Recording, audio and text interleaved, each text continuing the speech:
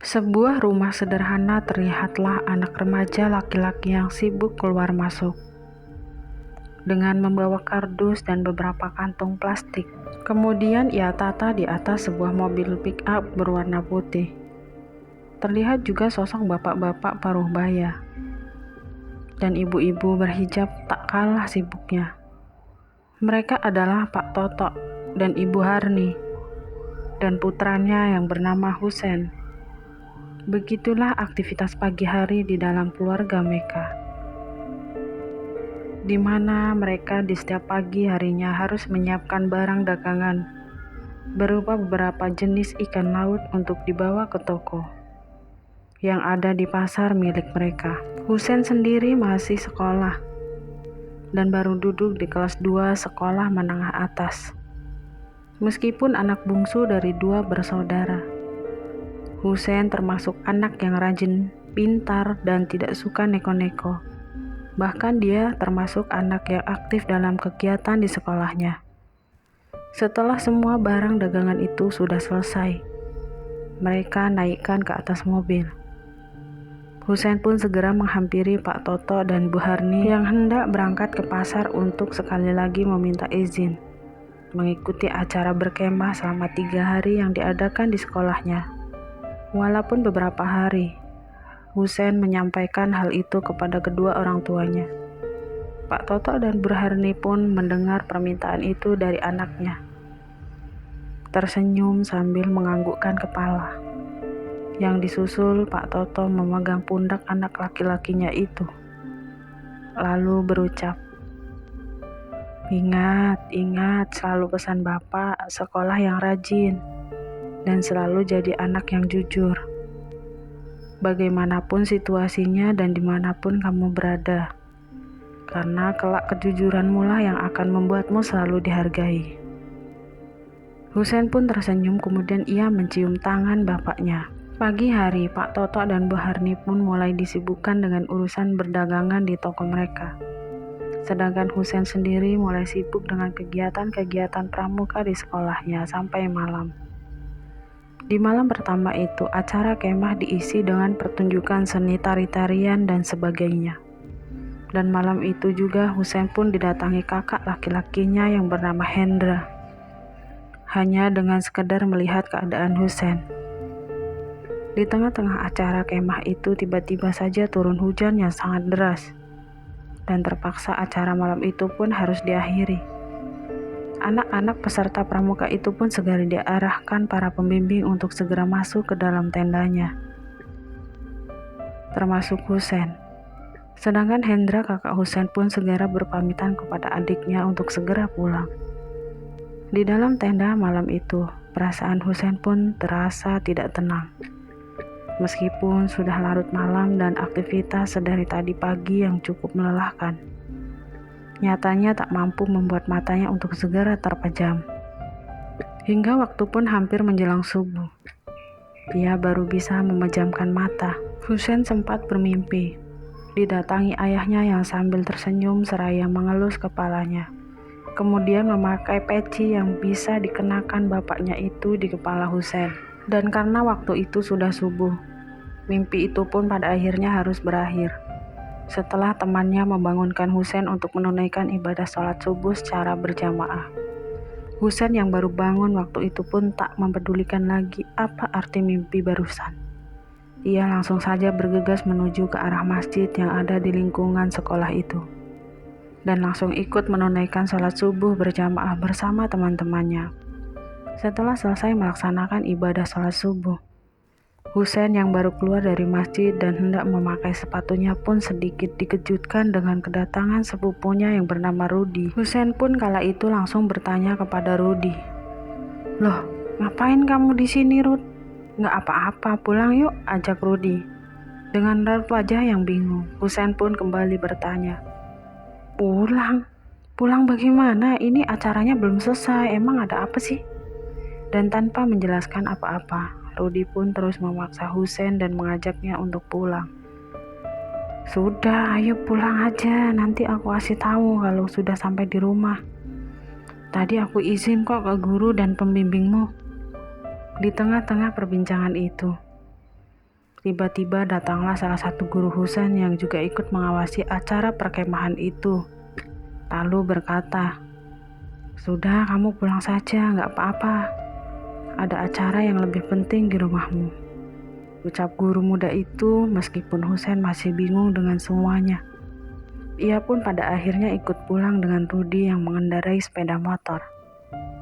Dalam perjalanan pulang, Husain selalu bertanya ada apa. Karena Husain sendiri benar-benar bingung dan tidak tahu akan ada acara apa yang dimaksud. Rudi ditambah lagi, tadi malam kakaknya yang baru saja datang.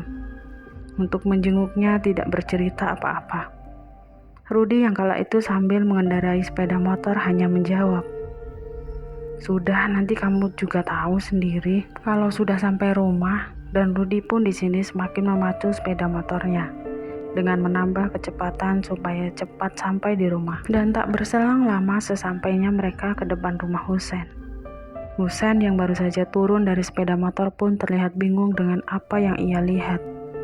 Seakan-akan bertanya dalam hati, ada acara apa ini? Kenapa di pagi buta seperti ini banyak sekali tetangganya yang kala itu berkumpul di rumahnya? Ditambah lagi terlihat juga beberapa kerabat yang terlihat menangis histeris ketika melihatnya. Yang baru saja pulang, tentu hal itu pun semakin membuatnya bingung. Husain pun langsung bergegas masuk ke dalam rumah. Dan apa yang ia lihat seakan menjawab semua pertanyaan yang tadi menggelayut di benaknya. Husain yang baru masuk di dalam rumah pun kaget ketika melihat tubuh sang ayah kala itu sudah terbaring kaku di atas meja dengan diselimuti kain jarik. Husain pun saat itu hanya bisa menatap jenazah sang ayah dan tak mampu mengucapkan kata-kata. Bahkan sekedar untuk menangis ia tak mampu. Tubuhnya seakan terkunci dan hanya bisa termangu melihat semua itu. Seakan-akan pikirannya terisi banyak sekali pertanyaan. Apa yang sebenarnya terjadi? Sakit apa sebenarnya ayah? Tapi semua pertanyaan itu seakan-akan hanya bisa ia pendam, tanpa sanggup menanyakan ke orang-orang yang berada di sana. Bahkan pelukan dari sang kakak yang disertai dengan derayan air mata pun seakan tak mampu untuk menyadarkan dirinya, yang tengah tertegun karena ia masih tak percaya dengan apa yang sudah dilihat. Sampai pada akhirnya, suara lirih yang terdengar di dekat telinganya lah yang menyadarkan Husain. "Yang sabar ya Le, semua ini sudah takdir." Dan suara itu ternyata berasal dari tantenya Husain. Dan seketika Husain pun terduduk lemas. Air matanya mengalir deras seakan tak terbendung lagi. Beberapa tetangga dan para kerabat Husain pun berusaha menenangkan dan mencoba menguatkan Husain pagi itu. Tak heran jika Husain terlihat teramat syok dengan semua itu karena ia sendiri tahu jika Pak Toto ayahnya tidak pernah memiliki riwayat penyakit. Bahkan kemarin sebelum ia berangkat sekolah, ia masih melihat sang ayah yang baik-baik saja dan berangkat ke pasar bersama ibunya seperti hari-hari biasanya. Dan sikatnya pemakaman almarhum Pak Toto pun dilakukan di siang hari itu juga. Husain yang sudah mulai tenang dan sepulang dari pemakaman pun bertanya kepada kakaknya, "Sebenarnya ayah sakit apa?" Hendra kakaknya pun menjelaskan, "Bapak kemarin sempat mengeluhkan pusing dan sempat mengeluh dikerik sama ibu. Dan setelah selesai kerikan, bapak pun segera masuk kamar untuk tidur. Sampai pada akhirnya menjelang waktu subuh, ibu membangunkannya. Namun bapak pun sudah meninggal dunia." Saat di sini Husain pun teringat kembali akan mimpinya. Di subuh kala itu di mana ia ketika tidur di tenda. Ia bermimpi kepalanya diusap oleh sang ayah.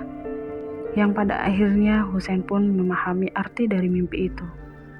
Mungkin itulah pertanda jika ayah akan pergi untuk selama-lamanya. Sepeninggalan sang ayah, Husain pun semakin giat membantu Bu Harni untuk menyiapkan semua barang dagangannya. Bahkan tak jarang ketika libur sekolah, Husain pun ikut membantu berdagang di pasar. Sedangkan Hendra kakaknya memilih untuk bekerja di luar kota. Selang beberapa bulan, Husein pun mulai sering mengalami mimpi-mimpi aneh, di mana ia sering melihat sosok wanita cantik yang didampingi seekor harimau. Harimau belang dan di belakangnya dikawal beberapa pengawal. Meskipun mimpi aneh itu sering muncul di dalam tidurnya, Husein pun mencoba untuk mengabaikan mimpi itu dan menganggapnya hanyalah bunga tidur belaka. Sampai pada suatu ketika, ada keanehan di tokonya. Tempatnya ibu berjualan ikan, di mana waktu hari Minggu, Husein yang sedang libur sekolah ikut ke pasar dengan sang ibu, yang kala itu baru sampai di depan toko dan hendak membuka pintu. Itu pun heran dengan terlihatnya bunga yang bertaburan di toko mereka. Bahkan bukan hanya bunga kala itu, terlihat butiran kacang hijau, bahkan bangkai tikus. Husein pun yang penasaran sempat bertanya kepada ibunya, "Bu, ini bunga apa dan kenapa bisa ada bangkai tikus di sini?" "Nggak tahu, Le, sudah 3 hari ini selalu ada seperti ini," jawab Bu Harni dengan wajah yang terlihat cemas. Ya, meskipun teror taburan bunga itu sampai sekarang belum membawakan dampak negatif terhadap usaha ataupun keluarganya. Tapi wajar saja jika Bu Harni merasa cemas dan khawatir, meskipun dengan penuh rasa penasaran. Akhirnya Husein dan Bu Harni pun membersihkan bunga-bunga yang terlihat berserakan di toko mereka dan mulai berdagang seperti biasa.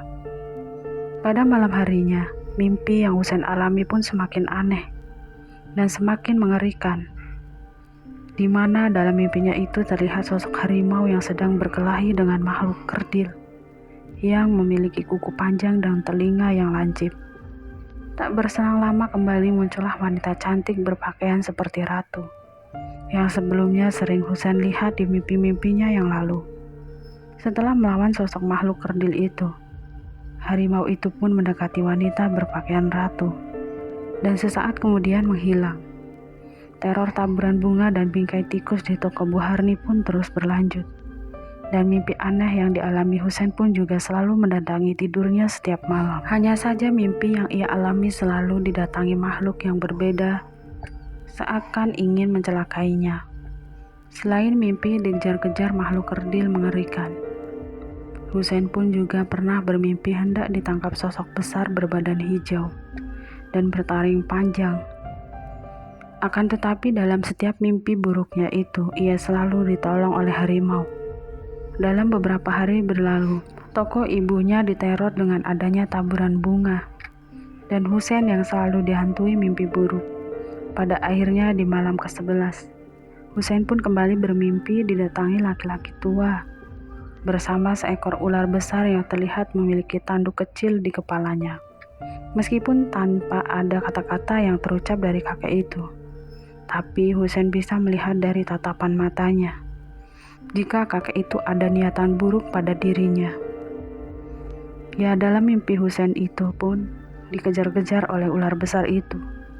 Husein yang sudah merasa terpojok dan sudah tak bisa lari lagi, pada akhirnya dikejutkan dengan kedatangan sosok harimau dan sosok putri cantik yang selalu menolongnya dalam setiap kejaran makhluk mengerikan yang ada di mimpinya itu. Terlihat harimau itu secara membabi buta mencakar dan mencengkram ular itu. Di sisi lain, Husein juga melihat kakek yang bersama ular besar itu pun sudah tertunduk sambil menundukkan kepalanya, dengan sedikit darah yang terlihat keluar dari mulutnya, di hadapan putri cantik yang selalu datang bersama harimau. Meskipun tak melihat percakapan antara putri pemilik harimau dan kakek tua itu, tapi dalam mimpi itu Husein dengan jelas mendengar suara kakek-kakek itu yang menyebutkan nama Karti berulang-ulang kali. Ya, sesaat Husein pun lalu terbangun dari tidurnya dengan nafas tersengal-sengal dan keringat membasahi sekujur badannya. Di pagi harinya, Husein pun memutuskan untuk izin tidak masuk sekolah dan memilih untuk menemani sang ibu berjualan di pasar. Ibunya sedikit heran karena di pagi itu di depan toko tempat mereka berjualan sudah tidak ada lagi taburan bunga. Tapi hal itu tidak terlalu mereka pikirkan. Mereka pun langsung membuka pintu toko. Tapi baru saja mereka membuka toko, tiba-tiba mereka dihampiri oleh Bu Dian. Budian sendiri adalah seorang penjual daging sapi yang kebetulan tokonya berhadap-hadapan dengan tokoh milik Bu Karti. Kedatangan Ibu Dian waktu itu adalah untuk memberitahukan kabar atas meninggalnya Bu Karti dan bermaksud mengajak Bu Harni untuk pergi takziah bersama nanti siang. Bu Harni yang mendengar kabar itu pun sedikit terkejut karena Bu Karti sendiri kemarin masih terlihat baik-baik saja dan masih berjualan. Bu Karti sendiri adalah salah satu pedagang yang ada di pasar itu juga, di mana Bu Karti sendiri adalah penjual cabai yang tepat jualannya tidak terlalu jauh dari toko Ibu Harni, Bu Husen dan juga Bu Dian. Di sini Bu Harni pun langsung menyetujui ajakan Bu Dian, yang kemudian Bu Dian sendiri langsung kembali ke lapak dagangannya. Husen yang mendengar percakapan itu pun teringat akan mimpinya tadi malam, di mana di dalam mimpinya itu, kakek itu menyebutkan nama Karti berulang kali. Husen pun bertanya kepada ibunya, "Bu, apa ibu sebelumnya ada masalah dengan Bu Karti?" Dengan kaget atas pertanyaan Husen pun Bu Harni menjawab, "Tidak." Jawaban simpel Bu Harni yang kemudian balik tanya ke Husen, "Memangnya kenapa, Le? Kok tiba-tiba kamu nanya begitu?" Husen pun lalu menceritakan akan mimpinya soal kakek tua mengejarnya bersama seekor ular besar tadi malam, di mana di akhir mimpinya itu kakek-kakek tua itu menyebutkan nama Karti. Sesaat di sini Bu Harni terdiam mendengar cerita anaknya itu, yang kemudian ia pun berucap kalau sebenarnya Bu Karti itu adalah teman baiknya. Tapi baru 2 bulan lalu terjadi perselisihan antara ia dan Bu Karti, di mana waktu itu hendak menagih uang sebesar 7 juta yang dipinjam Bu Karti hampir 1 tahun lalu. Bukan tanpa alasan, Bu Harni menanyakan soal uang itu karena memang uang itu sudah cukup lama dipinjam Bu Karti. Ditambah lagi 2 bulan yang lalu ia membutuhkan uang tambahan untuk acara 40 hari sepeninggalan suaminya. Akan tetapi bukannya membayar hutangnya, Bu Karti justru malah marah-marah tak karuan, sampai mengucapkan sumpah serap kepadanya. Dan sejak saat itulah hubungan mereka berdua pun mulai renggang. Husen yang mendengar cerita ibunya pun mulai berpikir, apakah nama Bu Karti yang tadi malam ada di mimpinya, dan apakah dia juga yang menjadi pelaku teror selama ini di toko milik ibunya. Singkat cerita, jam siang itu Husen dan ibunya pun menutup toko tempat mereka berdagang dikarenakan memang sudah ada janji dengan Bu Dian untuk berangkat takziah bareng ke rumah Bu Karti. Sedangkan Husen pun kala itu memutuskan untuk ikut acara takziah itu. Dan sesampainya di rumah, Bu Dian dan Bu Harni pun segera masuk ke dalam rumah Bu Karti. Sedangkan Husen sendiri memilih untuk ikut duduk di kursi bersama bapak-bapak yang berkumpul di bawah tenda itu. Husen sendiri pun di sini sempat bertanya kepada salah satu bapak-bapak berpeci putih yang duduk di sampingnya tentang apa penyebab meninggalnya Bu Karti. Bapak-bapak itu pun menjelaskan kalau penyebab tentang meninggalnya Bu Karti karena apa mereka semua juga tidak tahu. Yang jelas terlihat luka memar berwarna biru di leher Bu Karti, seperti bekas cekikan ataupun seperti bekas lilitan. Mendengar penjelasan itu pun dengan suara sedikit berbisik, Husen kembali bertanya, "Apa ada kemungkinan dibunuh, Pak?" "Oh bukan," jawab simpel bapak-bapak tua berpeci itu. Yang dilanjutkan menjelaskan kalau tadi malam sempat terdengar teriakan Bu Karti, yang tak lama kemudian disusul suara tangisan kedua anaknya dan juga suaminya. Para tetangga yang mendengar hal itu pun lalu bergegas mendatanginya untuk melihat apa yang sudah terjadi. Dan waktu itu terlihat Bu Karti yang sedang tergeletak di lantai kamar mandi, sambil memegangi lehernya seakan-akan ada sesuatu yang sedang menjerat lehernya, dan ia berusaha untuk melepaskan. Sedangkan suami dan kedua anak perempuannya pun sambil menangis, berusaha untuk menenangkan Bu Karti dan melepas tangannya Bu Karti dari lehernya. Tak berselang lama keranda yang berisikan jenazah Bu Karti pun diangkat keluar dari rumah untuk dibawa ke pemakaman. Bu Harni pun memutuskan untuk langsung pulang bersama Husein, tanpa mengikuti acara penguburan jenazah Bu Karti di pemakaman. Sedangkan Budian pun tetap di sana untuk ikut menyaksikan proses pemakaman itu. Dan sampainya di sana, Husein yang kala itu sudah selesai menjalankan ibadah sholat zuhur. Kemudian pun tiduran di kamar. Ia masih kepikiran dengan semua peristiwa itu. Ia bertanya dalam hati, apakah ini semua ada hubungannya antara teror di toko dan mimpi buruknya akhir-akhir ini? Dan apakah nama Bu Karti yang didengar di mimpinya tadi malam adalah benar-benar nama Bu Karti, teman ibunya yang baru saja meninggal dunia? Dari sekian banyak pertanyaan yang ada di benaknya kala itu, ia pun sendiri bingung harus mencari jawaban dari siapa. Sampai pada akhirnya ia teringat dengan Pak Arif, guru ngajinya ketika kecil. Husein sendiri tahu kalau Pak Arif sendiri selain pandai dalam ilmu agama, ia pun juga menguasai ilmu kebatinan yang cukup mumpuni.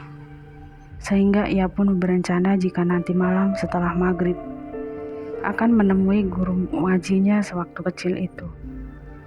Setelah ia tahu harus bertanya kepada siapa untuk menemukan semua jawaban dari pertanyaan yang ada di pikirannya itu, Husein pun mulai terlelap untuk sesaat. Sampai pada akhirnya terdengarlah ketukan dari pintu kamarnya yang membangunkan tidurnya di sore itu. Ternyata suara ketukan halus itu berasal dari ibunya, yaitu Bu Harni, yang bermaksud membangunkan Husein untuk segera melaksanakan ibadah sholat asar, karena waktu sudah menunjukkan pukul 5 sore.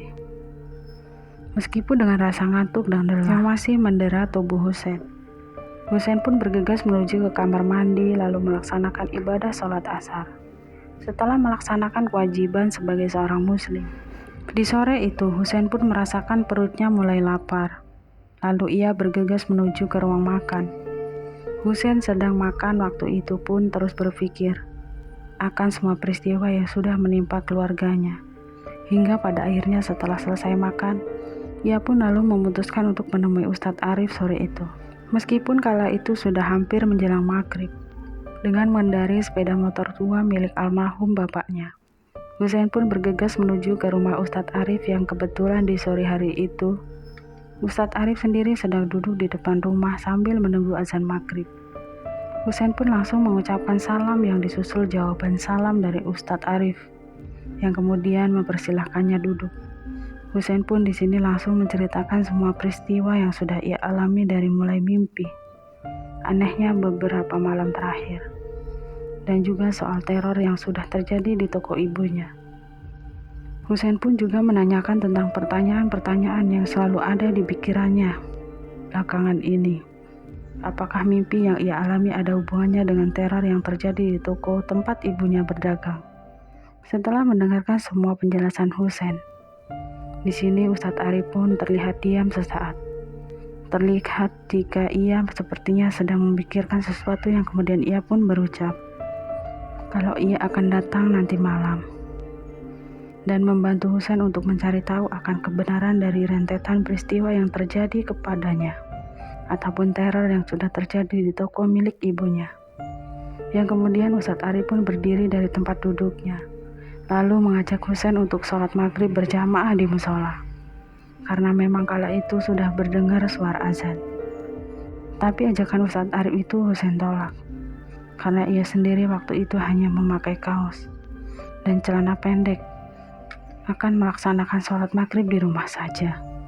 Sesampainya di rumah, Husein pun langsung melaksanakan ibadah sholat maghrib berjamaah dengan sang ibu. Dan selesai sholat, Husein pun langsung bertanya kepada sang ibu, apakah mungkin yang melakukan teror dengan taburan bunga di toko mereka itu adalah almarhum Bu Karti?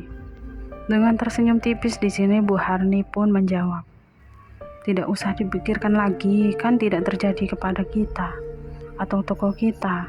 Tidak baik kalau seuzon tanpa ada bukti.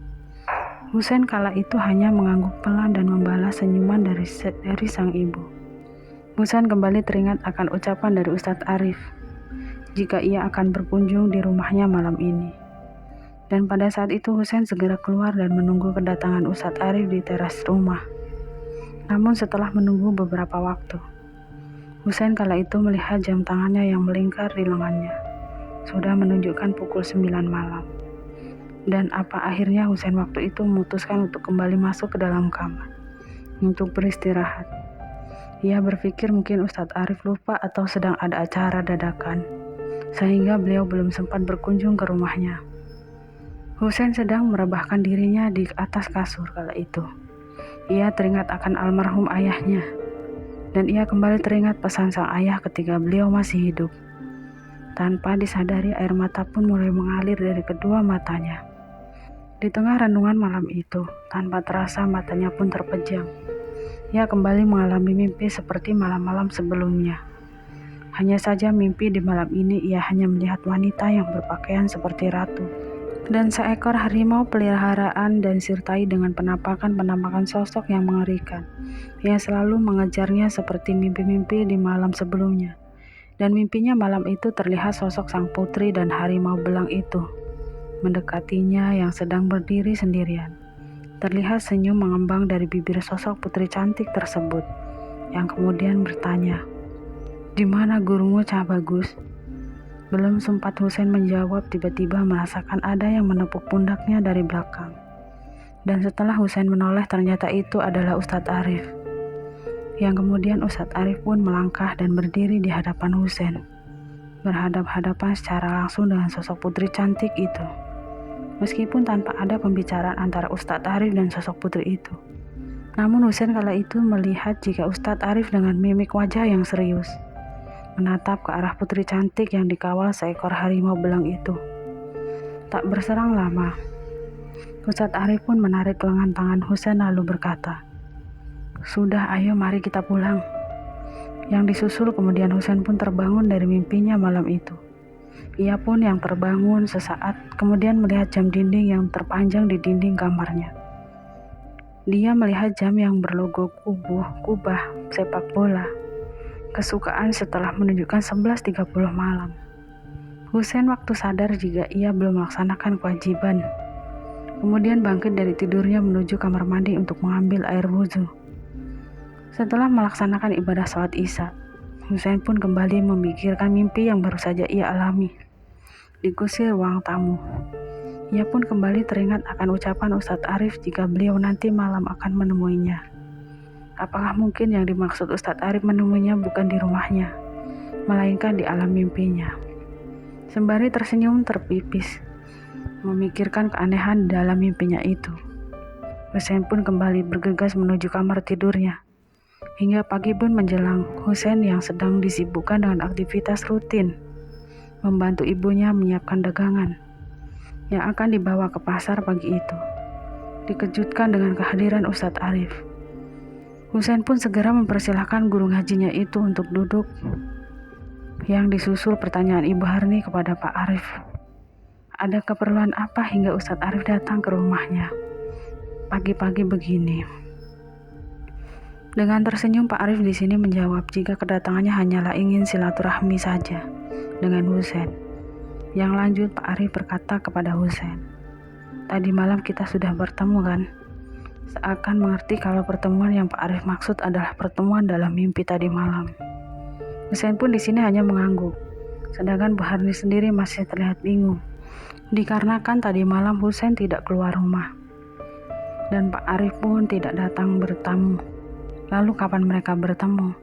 Meskipun pertanyaan itu ada di pikirannya Bu Harni, Bu Harni memilih diam dan ikut duduk di kursi yang ada di sebelah Husain untuk mendengarkan kisah dari Pak Ustadz Arif. Pak Ustadz Arif pun lanjut berkata kalau sudah mengetahui semua peristiwa yang dialami dari mimpi anehnya selama ini dan teror-teror taburan bunga yang ada di toko ibunya.